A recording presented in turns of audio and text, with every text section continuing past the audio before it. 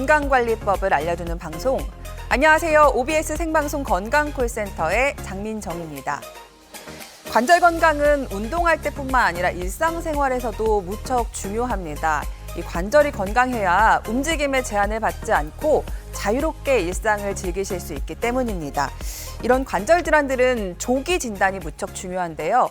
적절한 치료 시기를 놓치게 되면 큰 불편을 겪으실 수 있기 때문에 초기 대응이 중요하다는 점 꼭 기억하셔야겠습니다. 생방송 건강콜센터 오늘은 어깨부터 무릎까지 관절 건강과 치료 방법이라는 주제로 방송 준비했습니다. 방송 보시면서 궁금한 점들도 많으실 텐데요. 저희 쪽으로 문의 주시면 되겠습니다. 시청자 참여 방법 안내해 드리겠습니다. 오늘 여러분의 관절 건강에 도움 말씀 주실 전문의 모셔보겠습니다. 마냥 이쁜 우리맘의 양쌤, 정형외과 전문의 양혁재 원장님과 함께합니다. 안녕하세요. 네, 안녕하세요. 네, 원장님 저희 시청자분들께 인사부터 부탁드릴게요. 네. 안녕하세요. 마냥 이쁜 우리맘의 양쌤. 일만 열심히 한 것이 아니라 저는 오늘 정형외과 전문의로서 평소에 우리나라 의술이 얼마나 많이 발전했는데 무릎과 어깨 때문에 고생하시는 어르신들이 정말 많습니다. 그래서 특히나 오늘처럼 이렇게 비 오고 추운 날씨에 또 관절이 통증이 더 심해지는데요. 오늘 혹시나 이런 것들에 대해서 궁금하거나 난 이거는 왜 이렇게 안 낫지? 치료를 하는데 왜 이렇게 효과가 없지? 이러신 분들한테 혹시라도 속 시원하게 궁금증이 있으시다고 하면 전화 주신다고 하면 속 시원하게 답변 드리도록 하겠습니다. 네, 좋습니다. 방송 함께 하시면서 양혁재 원장님한테 이건 꼭 물어봐야겠다 하는 부분들이 있으시면요. 아래에 나가고 있는 번호로 연락 주시면 되겠습니다. 꿉꿉한 날씨 때문인지 시큰거리는 무릎이 더 시큰거려서 이번에는 꼭 병원에 가봐야겠다 하는 분들 많으실 것 같은데요. 네. 무릎 문제로 좀 병원을 가게 되면은 단계적으로 어떤 치료를 받게 되는 걸까요? 네, 아무래도 그 무릎도 자꾸 퇴행성이기 때문에 그 병이 진행이 되면 진행이 될수록 우리 어머님이나 아버님이 하고 싶지 않은 수술이나 그런 큰 수술을 자꾸 권할 수밖에 없기 때문에 조기에 오는 것이 가장 중요합니다. 그래서 관절염을 우리가 1단계, 2단계, 3단계로 나눈다고 하면 초기 1단계 정도에서는 우리가 간단한 생활요법에서의 예방수칙이나 운동법이나 간단한 물리치료나 약물치료로 충분히 예방할 수가 있는데요.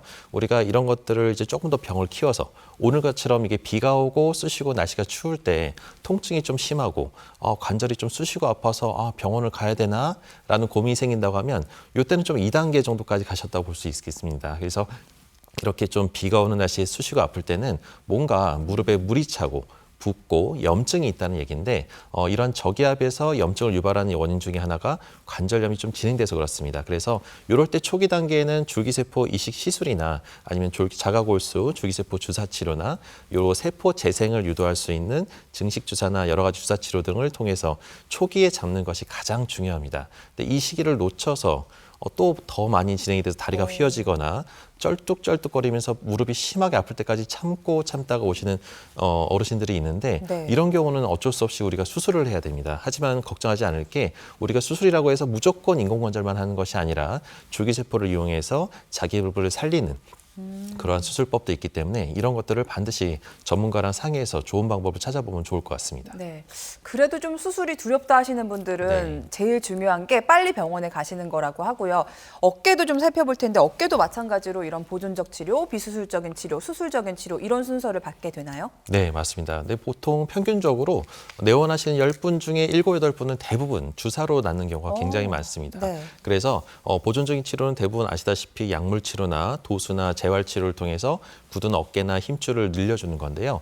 이러한 걸로 대부분 좋아지는 경우도 있지만 약간 대부분 병원까지 오실 정도면 약간 만성 염증이나 통증으로 오시는 분이 꽤 있습니다. 그래서 돌아 누울 때 통증이 오거나 무거운 물건을 들거나 밤에 자려고 할 때 쑤시고 아파서 좀 뒤척거리게 된다. 이런 경우는 좀 염증이 심한 거니까 이럴 때 빨리 오셔서 염증의 원인이 도대체 어디에 있는지 정확한 진단을 통해서 염증 부위를 찾아내고 그 부위에 맞춰서 정확한 주사 치료나 약물 치료를 하게 되면 결과적으로는 대부분 그 시기를 잘 넘기면 수술까지 안 하게 되는데요.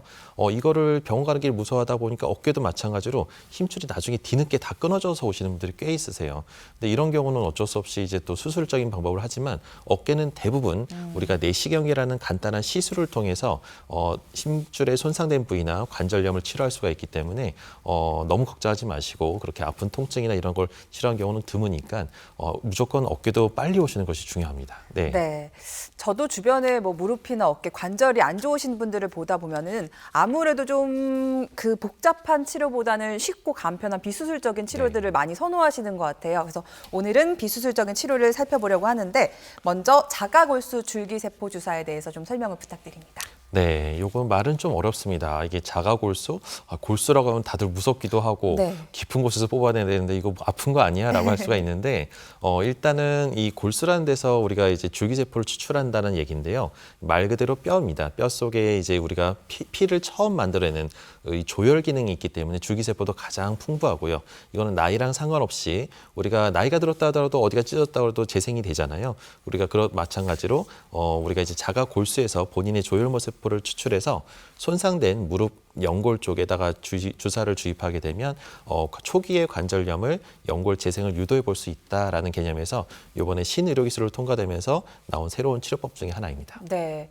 골수라는 좀 단어에 주목하시기보다는 복잡한 치료가 아니라 주사 치료라고 보시면 네. 될 것 같은데 이 자가골수 줄기세포 주사의 구체적인 치료 과정도 한번 살펴볼까요? 네, 자골수 주사 치료 과정은 일반적으로 우리가 이제 한 20분에서 30분 사이에 짧은 시간 안에 이루어지게 되고요. 엎드린 상태에서 국소마취한 상태에서 약간 굵은 주사바늘 통해서 이 골반, 엉치 쪽에서 골수에 있는 본인의 그 세포를 채취하게 됩니다. 그래서 채취한 세포를 우리가 이제 원심 분리를 하게 되는데요. 네. 이 주사기 속에서 우리가 원심 분리를 1회와 2회를 거쳐서 우리 적혈구와 혈장을 분리해서 최종적으로 줄기세포층만 충분히 포함되어 있는 버피코트층을 추출하게 되는데 이 주사기를 뽑아서 말 그대로 우리가 연골주사 놓듯이 무릎에다 한번 딱 주사를 주입하게 되면 끝입니다. 그래서 말 그대로 뽑을 때 주사 한 번, 그다음에 넣을 때 한 번. 그래서 주사는 2번만 딱 맞으시면 되는 거라서 생각보다 그렇게 무섭거나 아프거나 그런 위험하지는 않습니다. 네. 아니, 치료 과정을 보시고 주사 2방 정도면 나도 할 수 있겠다라는 생각을 가지신 분들 많으실 네네네. 것 같은데요. 네네. 어떤 분들이 받으면 좋은 치료인지 그 부분도 한번 짚어주실까요? 네, 맞습니다. 이게 새로 나온 치료법이다 보니까 아직까지도 의사들도 충분한 경험을 못 가지고 이렇게 치료에 임하는 경우가 꽤 많기 때문에 무턱대고 하는 것은 좋지 않습니다. 우리가 자가골수 줄기세포 치료를 통해서 좋아질 수 있는 분들은 퇴행성 관절염인데 아주 심한 사기나 아주 초기의 일기는 할 필요가 없습니다. 사기는 너무 효과가 없고 일기인 경우는 아직 너무 이르기 때문에 우리가 보통 2기에서 3기, 엑스레이상 2기에서 3기에 속하는 관절염 있는 환자한테 해당이 되고요. 근육이나 인대 파열이나 연골이 좀 찢어지긴 했지만 초기에 약간 갈라지면서 초기 관절염 증상이 악화되려고 할 때가 제일 효과가 좋고 연골이 많이 파괴되면서 염증이 많이 만성화되고 악화돼 있을 때 이럴 때는 조금 효과가 좀 떨어지는 경우가 꽤 많습니다. 그래서 가장 중요한 것은 경험 많은 의료진을 통해서 정확하게 진단받고 충분히 이게 효과가 있을지 없을지를 상담받고 결정하는 것이 가장 중요할 것 같습니다. 네. 줄기세포를 이용한 치료가 좀 다양하게 나오고 있는 것 같은데 이어서 살펴볼 치료법은 줄기세포 이식술입니다. 이건 네. 어떤 치료법일까요? 아까와 다르게 우리가 방금 전에 얘기했던 거는 본인의 몸에서 줄기세포를 추출해서 주사로 주입하는 겁니다. 근데 네. 지금 지금 얘기하는 것은 내 몸에서 뽑는 것이 아니라 태아의 탯줄, 그 신생아 탯줄에서 뽑은 줄기세포를 추출해가지고 줄기세포의 가장 풍부한 재생력이 아주 뛰어난 그 줄기세포를 주사기로 해서 주입하게 되는 건데요. 이거는 좀 약간 손상이 더 진행되신 분들, 연골이 움푹 파여서 우리 ICRS라는 4단계의 연골 손상이 있으신 분들한테 해당이 되는데 말은 좀 어렵지만 말 그대로 연골이라는 얇은 두께, 한 3mm밖에 안 되는 얇은 두께의 연골이 완전히 떨어져 나갔을 때 하는 치료법 중에 하나입니다. 근데 옛날에는 연골이 떨어져 나가면 재생이 안 된다. 연골은 재생이 안 되니까 참다가 나중에 인공관절 할 때까지 약 먹고 버텨야 된다라고 다들 알고 계신 분들이 꽤 많으신데 이 줄기세포 치료가 나오면서부터는 아닙니다.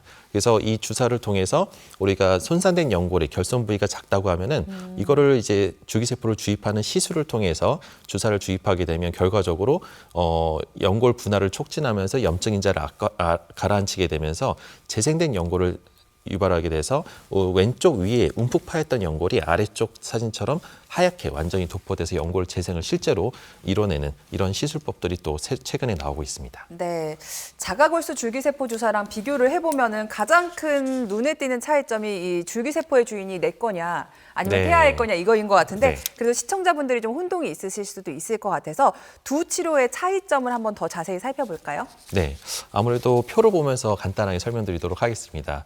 아까 말씀드렸다시피 자가골수는 내과에서 뽑는 줄기세포입니다. 그래서 나이나 이런 거와 상관없지만 퇴행성 관절염 2기랑 3기 사이에 비교적 관절염 중기에 속하는 환자분들한테 효과를 볼 수가 있고요.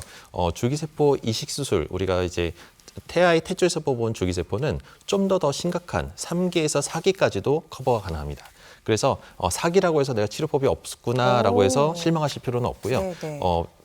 둘 다 아주 간단하게 한 30분 정도에서 1시간 내외로 짧은 시간 안에 이루어지는 시술이긴 하지만 가장 근본적인 치료는 주사 치료는 말 그대로 자기 거를 뽑아서 하는 줄기세포 주사는 일상생활을 하면서 주사를 주입하고 바로 일상생활이 가능하다는 것이 가장 큰 장점이 되겠고요. 우리가 이제 태아의 태초에서 뽑은 줄기세포는 시술을 통해서 한 번 이식하고 나면 줄기세포를 한 번에 끝나기 때문에 그 이식한 그 세포가 떨어져 나가지 않기 위해서 초기에 한두 달 정도의 휴식 기간이 좀 필요합니다. 그래서 약간의 그 일이나 이런 것들은 조금 쉬어주면서 하는 것이 가장 중요하고 하지만 한 번의 재생을 통해서 연골을 확실하게 근본적으로 재생시키기 때문에 만약에 시간적 여유나 이런 것들이 있는 분들한테는 권해드릴 수가 있고 관절염이 좀 많이 악화되신 분들한테 나는 인공관절은 정말 무섭고 너무 하기 쉽지 않아. 네. 이런 분들한테는 한번 이런 줄기세포 치료를 통해서 한번 재생을 유도해 볼 수 있는 기회가 있습니다. 네. 치료 대상에서도 조금 차이가 있다는 점 확인해 보실 수가 있었고요. 오늘이 참 그런 날인 것 같습니다. 아프던 무릎이 꿉꿉한 날씨 때문에 더 시큰거려오는 그런 날입니다. 오늘 치료법과 관련해서 궁금한 부분들 있으시다면 저희 쪽으로 문의 주시면 되는데요. 시청자 참여 방법 다시 한번 안내해 드리고 여러분들의 고민 전화 받아보겠습니다.